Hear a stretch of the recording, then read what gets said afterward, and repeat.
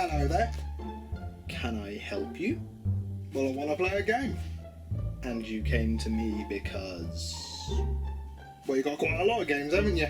Well, that's not really the point. Also, how can you talk? You're a parrot. That's racist. Against parrots? No, puppets. We're smarter than we look, you know.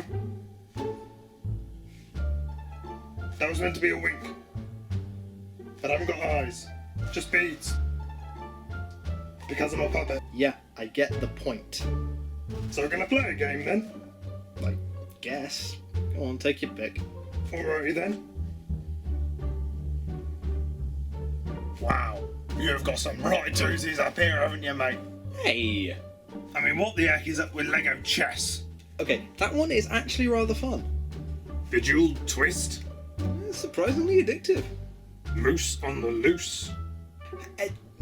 Yeah, alright, that one is pretty terrible. Ooh, what's this? Star Trek Shattered Universe? I love Star Trek. Ah, well in that case, I'd steer well clear of that one. Why? Because it's awful. Nah, don't be stupid. How bad could it be?